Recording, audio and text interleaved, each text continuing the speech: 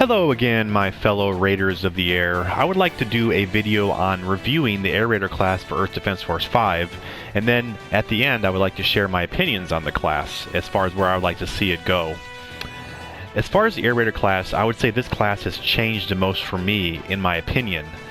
In EDF 4, I didn't really care for the Air Raider class. I didn't dislike him, but at the same time, he wasn't my favorite class. He has, however, changed and gone up a lot higher on my enjoyment list in EDF 5. His weapons haven't really changed that much in EDF 5, but how the weapons work have changed, and we'll get to that very shortly here. In EDF 4, Air Raider was very support-centric. He was difficult to solo, and that was one reason why I did actually like some aspects of Air Raider in EDF 4 was I liked the support role in a group.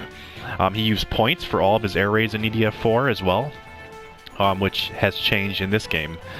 Let's briefly talk about some of the buffs the Air Raider received in EDF 5. He can now reload certain weapons he couldn't reload before, such as satellite blasters or missiles or beacon gunships. He has the ability to have background reloads now for such things like bunkers or turrets or the reloadable air raids. He can reload them in the background, meaning that if you have another weapon out, you can still reload that while you're using the other weapon. So very, very nice. He also received vehicle health buff to the Nix, or the Vagalta as they called it in EDF 4. He also has received, I would say, pretty large damage buffs in EDF 5 as well. He did receive some nerfs, don't you worry, no matter what people say, contrary to what they say, he did receive a nerf. You can't call vehicles that spawn anymore. Before in EDF 4 you could call the vehicle out right away as soon as you spawned in a mission. He also lost some weapons, such as the C-70 bombs, the impulses, the plasma posts for the wing diver, and the wire trap gun too. Rip that gun. That was a pretty cool gun. Don't worry though, wing divers will survive without that plasma post. Believe you me. Now let's talk about briefly just each of these columns as far as how they've improved or received nerfs. As far as column 1 here, this unfortunately, the negative of this column is it's still the same in EDF 4 as in EDF 4. They call in too slowly, and it's kind of a detriment to them in general. Usually enemies are moved out of the way in time by the time the mortars or the howitzers or the cannons come in, so you need to use them on stationary targets. So that's too bad. Column 2 has received a very strong reload, or very strong buff, in that you can reload these things now, and they have very quick reloads. So that's pretty big. Column 3 has received a huge damage increase, and also in addition to that, the air raids have also become a lot cheaper in this particular version. So that's also a very large buff to column 3. And also he has a new fire air raid, which is pretty cool. It drops down napalm on the ground so you can contain enemies. Column 4, you can now reload the missiles, which is a pretty large buff again. The Tempest damage is, I think it's 490,000 or something like that. Like, what? So that has received a buff as well. Column 5 here has received also a buff. They are now very cheap to call in sprite falls. And satellite blasters you can actually reload. The best one reloads in like 30 seconds when it's fully maxed. Pretty crazy, pretty fast. The damage is okay, but because they're so cheap is what makes them a buff in this game. This column here, the Olympic guns. The thing with the Olympic guns is everything else is so strong, it's just hard to want to take Olympic guns, but they are okay damage, and sometimes I use them underground. Column 7 has a huge buff to the robot bombs, which is pretty cool. The turrets as well can now reload in the background, so that's a huge buff. And the fire turrets are a large buff as well compared to EDF 4, in that they fire a very long time and they're good on crowds, so pretty cool to shoot through targets. This column hasn't really received any changes. There's nothing really new here. I mean, they're still good, but the only thing that's changed is there's no plasma post for the wing diver or plasma beacons. As far as the last column here, the bunkers, they received a pretty decent health buff. Unfortunately, the wire trap gun has gone the way of the wayside, as they say somewhere in the world. I don't know, but as far as this new weapon, what in the world is this thing? I'm not sure what it is, but it's not good. That's all I can say, unfortunately. Alright, let's briefly talk about the vehicles as well, as far as buffs or nerfs to these. The tanks here are pretty similar to EDF 4. They're fine, they're average damage, they're okay. The railguns are different in that they drive like tanks, they look like tanks, so they're faster, they have more shots, but they do less damage. So it's fine. It's really fine. And as far as the nerf to this column, it's not a Nyx or a Bagulta, as they used to call it. Onto this column here, the Naglings are very low health and very low damage. I'm not really sure. They used to be pretty strong in EDF4, but they have received a large nerf, and it's very unfortunate because I hardly ever see them used, and there's a lot of other options, a lot of better options. APCs drive nice, which is a nice buff, and they're average damage. And the nerf in this column is it's not a Nyx. So on this column here, the helicopters have now received the addition to where you have fuel, so you can run out of fuel, but it's really not a big deal. They last pretty long, and it's fine. And it's pretty similar as into EDF4 as well. And the nerf in this column is it's not a Nyx. Now onto the Nyx. The Nyx have received a huge buff, and that is an understatement. I don't have a large vocabulary, otherwise I'd use a different word than huge, but they have a huge health buff. So you can see this one right here, the best one, non-DLC, is 104,000 health. That is 104,000 health. Yes. They also have a large, or not a large damage increase, but because of their health increase, and they do have a decent damage increase, they are very strong. They have 4 guns as compared to other vehicles, and that's another positive. I mean, this is the same as EDF4, but they have 4 guns with the addition of having like long-range weapons. They have rockets, explosives, they have missiles, they have fire, they have a large combination of weapons, and that's what makes them so strong in this game. And it's mainly because of the health and how cheap they are. Only 5,146 points. Very, very cheap vehicle. And then last of all, the special weapons. The depth crawlers, very good buff. They have a large health buff. The best one, non-DLC, has 15,000 health, whereas before I want to say the highest one was in the 5,000s in EDF4, somewhere around there, I believe. The Proteuses have received literally no attention. They feel like literally copy-paste from EDF4, which, like I said, because of the fact they didn't upgrade the damage compared to the air vehicles, namely the Nyx, they feel very underwhelming. And if you look at this, the best Proteus has 165,000 health. That's only 60,000 less than the best Nyx. And you can't move fast with this thing, and it has a little bit more damage, but at the same time, the mobility really limits it. It's better just to take a Nyx and call it out, call twice as many out of those than compared to the Proteus. Actually, more than twice, almost 3 times as many. And the Bargas, last of all, the only nerf they received is a slight range increase on their arms. You'll notice it's harder to punch enemies on the ground. Other than that, it's pretty similar to EDF4. So now let's get on to the actual number review. I want to talk briefly about close range combat. As far as Air Raider goes with close range combat, I would give him a 7 out of 10. 7 out of 10, excuse me. Only because you need to call your vehicle in first to be able to fight close range pretty effectively and safely. Other than that, if he gets his vehicles out, he's very mobile. He has great turrets now, so that helps him with close range as well. His beacon gunships also are very good for close range fighting, and his damage is insane, and that is an understatement. So it's like he has high damage for close range, but at the same time his mobility knocks him down to 7, otherwise it would be 10 out of 10. But like I said, once you have your vehicle out, you're fine. So as far as group fighting, I would say he has a easy 10 out of 10.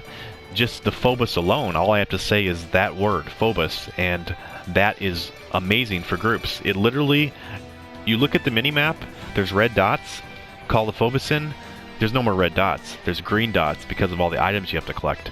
So, but in addition to that, I mean, he has other options for crowds as well, or I mean, for groups, or for group fighting as well, such as the Spritefall. Spritefall's amazing because of how cheap it is, like I was saying before, and it's great for groups, large radius, and it calls in fast. So just stuff like that. He's very good on groups, and I say easy 10 out of 10. As far as his range combat, I would also give him a 10 out of 10, mainly because how easy it is to call his air raids out. Now you can zoom way out in the map and look where you want to call it. You can call it sideways, you can call it way out forward in front, you can call it behind you. I mean, it's very easy from far away to attack with his air raids.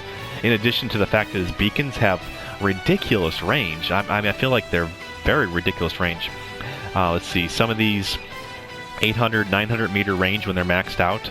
absolutely ridiculous. He's a very good sniper in that respect. And also, say you have you have to kill something from underneath, such as a dropship, you can just use a Nyx for that. So he can still handle that as well with range. So he has a lot of good options with range, and I think he has an easy 10 out of 10, honestly. Now on to Inferno. Overall, Inferno, I would give him a 9 out of 10, and that is only because of his lack of mobility until he has a vehicle. But once you have a Nyx or a helicopter, he's pretty mobile. And plus, like I said, with the health he has on the Nyx, he's able to keep that vehicle alive a very long time. And the red Nyx, the red guard's very fast. So I say Air Raider is a very strong class for Inferno. He's definitely if you see him, in an Inferno mission, you're going to feel pretty comfortable with him as long as you have someone up front to help out a little bit until he gets his vehicles out. So actually, if anything, Inferno, I would say he is stronger than on, say, for example, easy or normal, because of the fact that until you unlock your first Phobos, he really is like if you're just using these first weapons down here up to, what is it, 27 when you first get the Phobos. Like if you have weapon limits of lower than 27, he feels actually weaker because you don't have access to the broken weapon. So that is my overall review score and walkthrough of his buffs and nerfs of this class. Now let's get on to the opinions of Air Raider. My Teddy's name is Teddy Ruxpin. He talks, he tells stories, Batteries not included. Hi, my name is Teddy Ruxpin. Can you and I be friends? I really enjoy talking to people. Now to my opinions of Air Raider. I would say I've never loved a class as much as I do and hated it as much as I do at the same time, and that would be Air Raider for me. It is so fun to multitask with Air Raider now. With being able to reload in the background, it is so fun to just, I want to do this.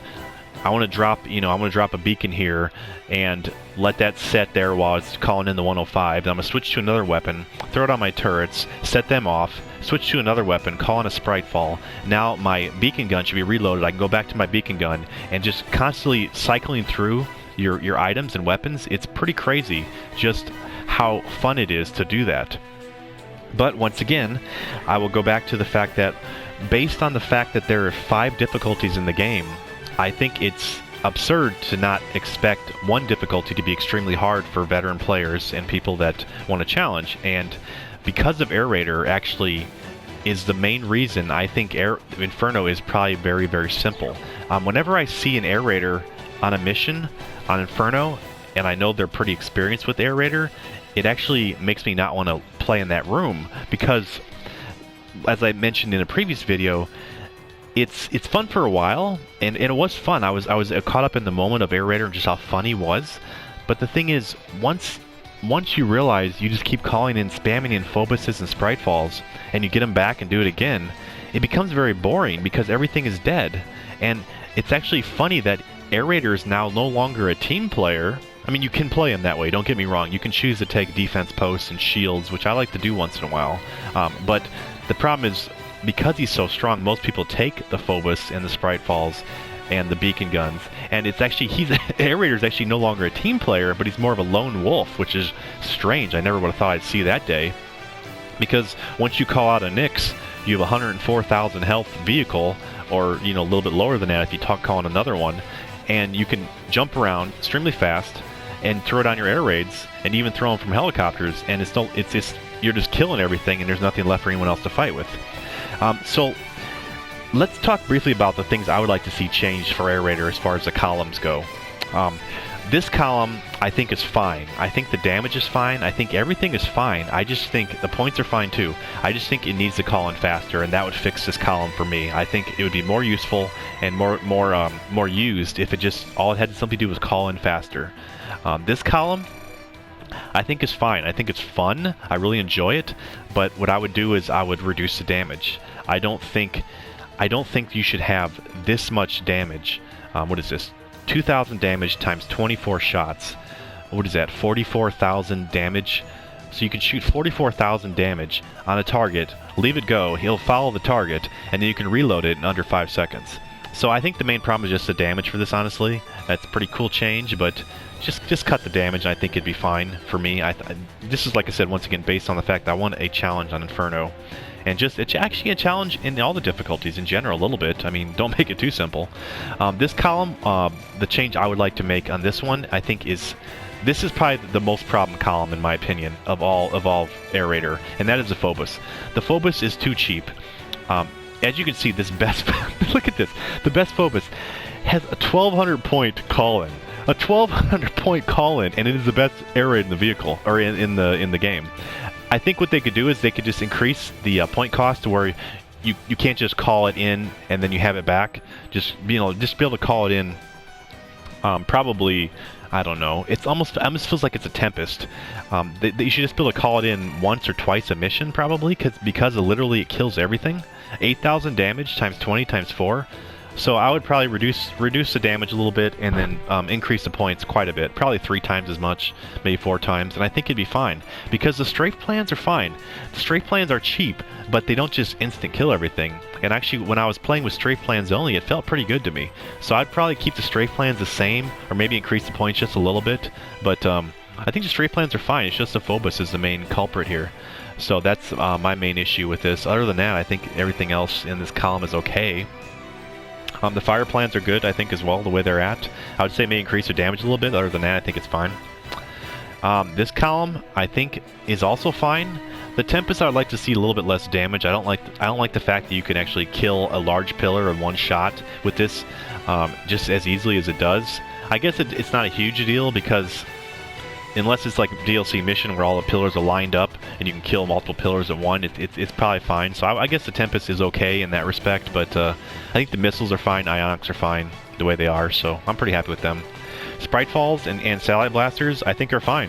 I would keep them the same. The only thing I would change is increase the points for the Sprite Falls.